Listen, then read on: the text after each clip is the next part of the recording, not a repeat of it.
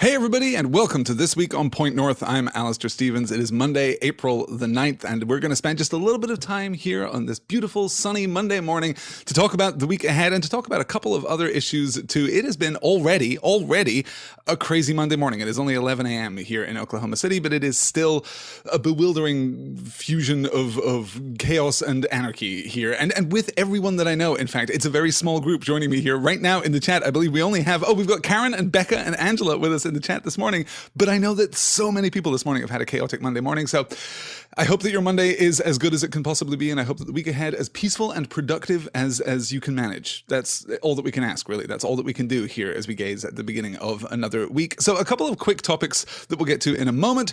Let's begin with an overview of the week ahead. Tomorrow, on Tuesday, April the 10th, we're going to look at Dear Mr. Potter number 49, Gillyweed, in which we confront the second task. That's going to be a bit of a longer show. This is actually going to be a recurring theme this week, playing catch up a little bit. As those of you who joined me for last week's There and Back Again session know, I was afflicted with some internet problems at the end of last week. Those internet problems have now been rectified, and I am hopeful that we are going to be able to plunge forward recklessly and have slightly longer sessions this week as we play catch up, as we move back to our evening sessions. So tomorrow evening, Dear Mr. Potter, all the way to the end of the second task, all the way to the end of the second task in the Triwizard Tournament, to the end of the chapter entitled The Second Task. That is chapter 26 of Harry Potter and the Goblet of Fire, and will take basically as long as necessary to get through all of that material. So that's at 10 p.m. Eastern, 9 p.m. Central tomorrow evening, April the 10th. Yes, good. Dates are complicated. Then on Thursday, April the 12th, also at 10 p.m. Eastern, 9 p.m. Central, we're going to have There and Back Again 58, Comfort Me Not with Wizards, in which we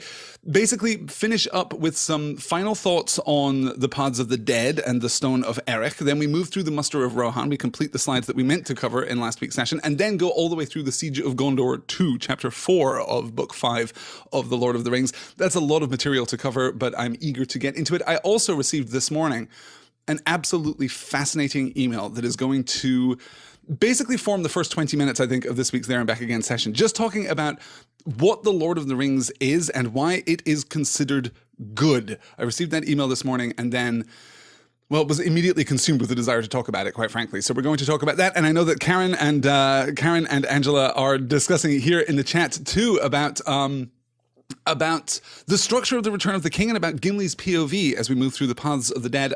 This is not the only time that we get Gimli's POV presented as a primary narrative perspective in The Lord of the Rings, but it is arguably the most definitive. It is the closest that we get to Gimli's POV. He has kind of led the narrative at intermittent points throughout. We get flashes to Gimli during the crossing of Rohan, for example. We get flashes of Gimli's POV back at Parth Galen after the Fellowship is broken at the end of the Fellowship of the Ring and as we move into the beginning of the Two Towers. But the decision to hand the transit of the Paths of the Dead to Gimli is a really interesting one, and it's also emblematic, it's representative of a greater shift toward narrative diversity here in The Return of the King. This is why I think The Return of the King is so complicated. It's simply that we have so many POV characters. So much is going on. Firstly, of course, the scale of the story has expanded to the point that it is never higher than it is as we move through, basically from the Muster of Rohan through the Siege of Gondor out to the Battle of the Pelennor Fields, right? It's never more operatic than it is in those chapters, and we get so many additional viewpoints, so many textural subtleties as we move, as we transition from viewpoint to viewpoint. The narrative is doing more to singularize each narrative perspective, but also to unify the narrative perspectives and weld them together into a whole. We're seeing Tolkien in this part of the book at his most quasi-historical, I suppose, which is a really interesting transition and a really interesting shift. So the narrative voice will recede, it will come all the way back out so that we get this incredibly heightened form of rhetoric. This tone and this style of rhetoric will be absolutely, worthy of great Anglo-Saxon sagas, but then we will also come crashing right down into the personal, into the minute as we move forward. So that tension is a fascinating one. The overall structure of Return of the King is fascinating. So we're going to talk about that on Thursday too, as well as pushing through to the end of the Siege of Gondor. And if you are a Patreon supporter, or a patron, I suppose, in general of Point North Media, then you will know that I had to delay last week's Good Omens session. That will be taking place tonight. fourth.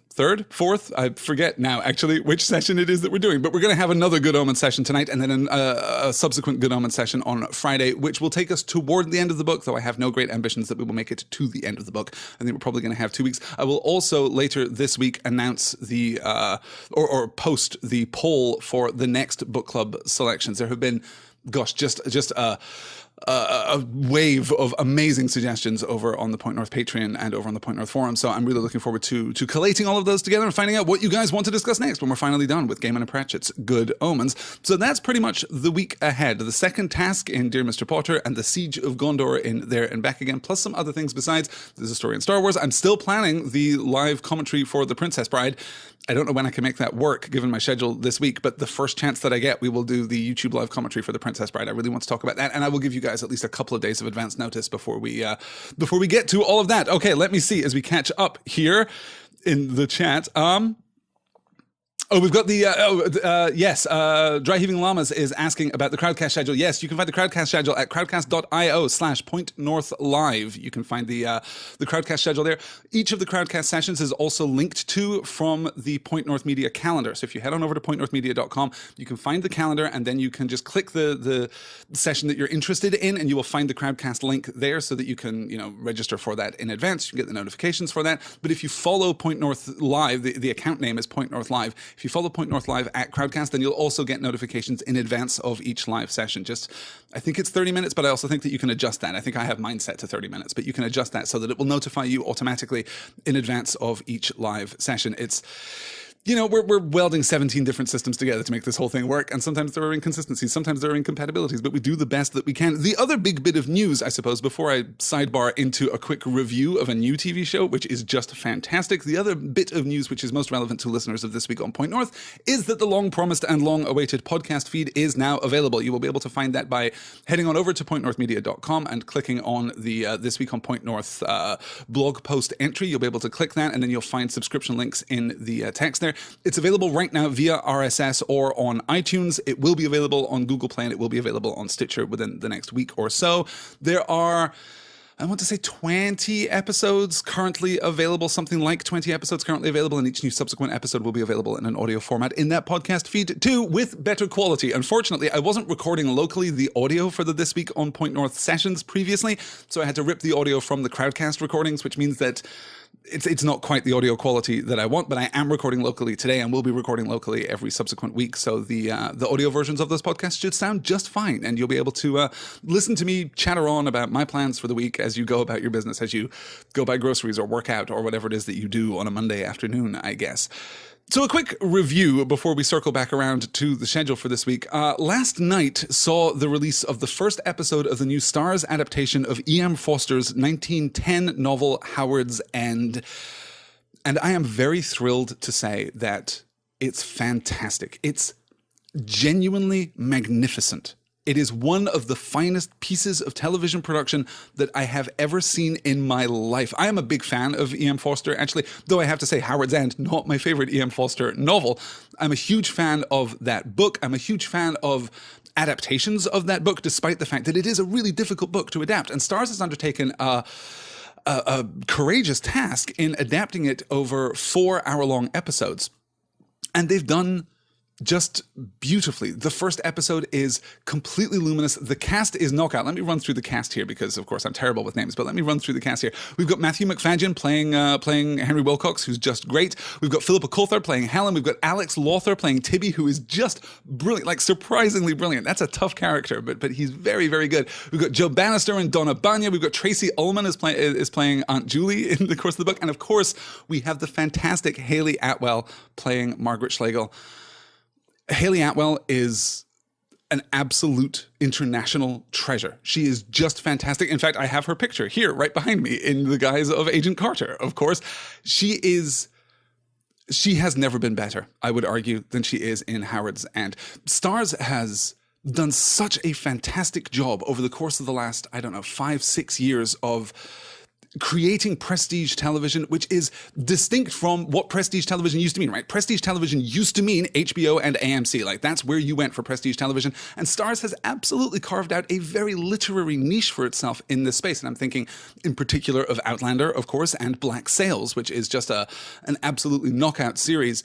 Howard's End, by virtue of it being a miniseries, I don't think is going to have the cultural impact of either of those shows. I don't think that its 4-issue run is going to allow it to exert the same kind of pop cultural gravitas as we've come to associate with either Outlander or Black Sails through Starz. But it is, and this is going to be a provocative statement, you guys, so buckle up. In terms of television production, I think it's even better than either of those series. It is just gorgeous. Every shot, every performance, every moment of characterization, every line of dialogue, everything in Howard's End is just luminous. I am so utterly in love with this show. I cannot recommend it highly enough. And this is in the mode of a completely blanket recommendation, right? I'm not sure that I can recommend Black Sails to absolutely everyone. And I'm not sure that I can recommend Outlander to absolutely everyone. If that thing is for you, then you will love both of those adaptations, or that adaptation and that loose bit of kind of pseudo fanfic literary adaptation in the case of pseudo literary, pseudo historical adaptation in the case of Black Sails. But those shows are not for everyone.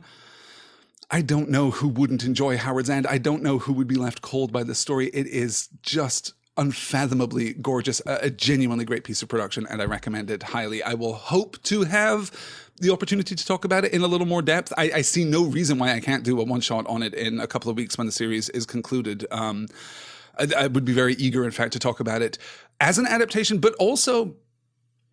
And the adaptations that reach this metric, that kind of clear this bar, are few and far between. But I think that you can talk about the current Starz adaptation of Howard's End as a definitive version of the story. I think that it eclipses the original novel. And as I say, Howard's End, again, another provocative statement, you guys, but as I say, Howard's End is not like my favorite Forster book. Like Room with a View, I think, is basically in every possible conceivable way a better, tighter, stronger, more propulsive, more thoughtful, more nuanced book than Howard's End. Howard's End is a great book. It's just not a great book, if you see what I mean.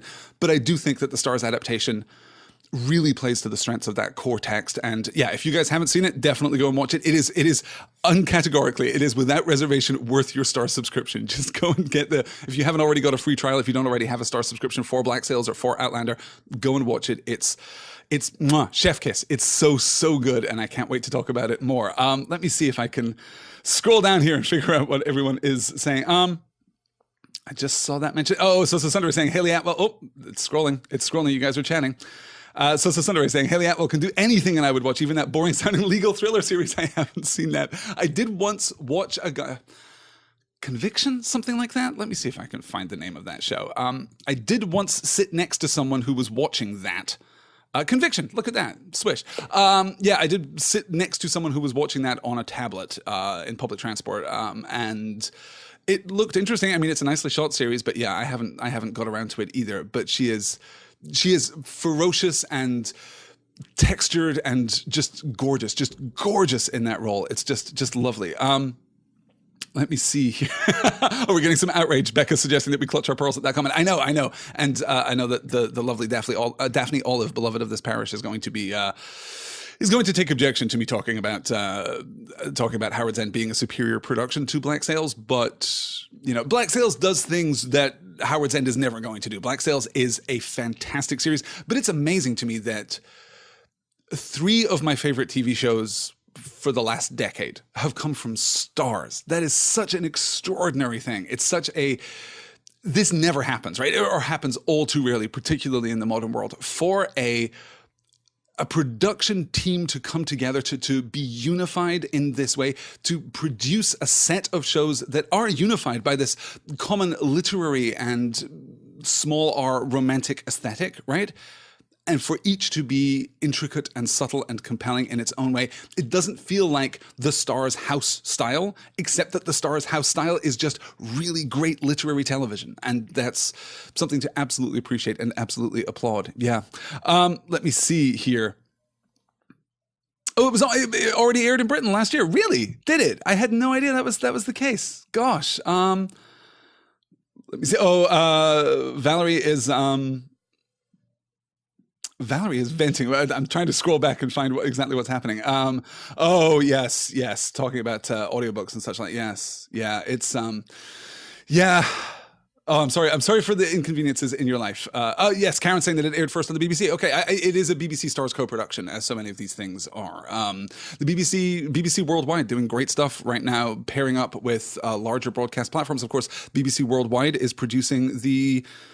Well, I want to say imminent, but imminent is probably an exaggeration, is producing the eventual adaptation of Good Omens with David Tennant and Martin Sheen and John Hamm and many other fine actors besides. I think Olivia Colman is in Good Omens, so I'm looking forward to that. BBC Worldwide, I don't think anyone could have anticipated this shift for BBC Worldwide, right? I don't think that anyone could have predicted that these co-productions would be such an important and integral part of what the BBC stands for, not in an economic or social sense, but absolutely in a cultural sense. The BBC is, in a weird way, while the actual BBC broadcast channels are somewhat less ambitious in this regard than they used to be, the productions put in place by BBC Worldwide are absolutely embodying those Reithian ideals of education and information, right? This push toward literary adaptation is extremely bold, is extremely thoughtful, and just so polished, so slick, so good. I can't recommend Howard's End enough, and I hope that I get the opportunity to chat with you all about it. Sosa Sunder is saying, I'm very surprised that anything could surpass Black Sail's cutting depiction of class and interpersonal relationships in rural 20th century England.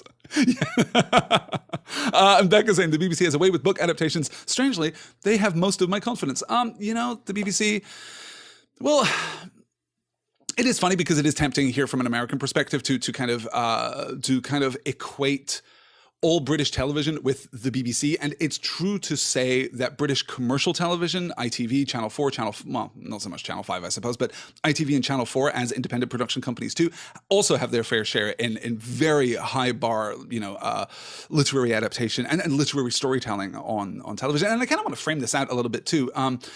What distinguishes literary storytelling, and I'm going to be talking about this on Thursday when I talk about why The Lord of the Rings is good and why The Lord of the Rings is important and why The Lord of the Rings is criticized by people who are invested in this notion of literary fiction versus genre fiction. Literary fiction as a term, as a catch-all definition, not as a genre, right? Literary fiction is not a genre. Literary fiction is just a mode of expression. It is a form, if you will. Literary fiction does not mean good fiction. It does not mean worthy fiction. Literary fiction is fiction which engages with the art of the form as well as with the narrative of the form. Genre fiction is, generally speaking, relatively disinterested in playing with its own form. That is to say that you can read a fantasy novel or you can watch a science fiction movie, and neither of those things are going to interrogate the form. The fantasy novel is hardly ever going to push against the boundaries of what we consider to be the art form of the novel, right? And the sci-fi movie is very, very rarely going to push against what we expect a sci-fi novel to be.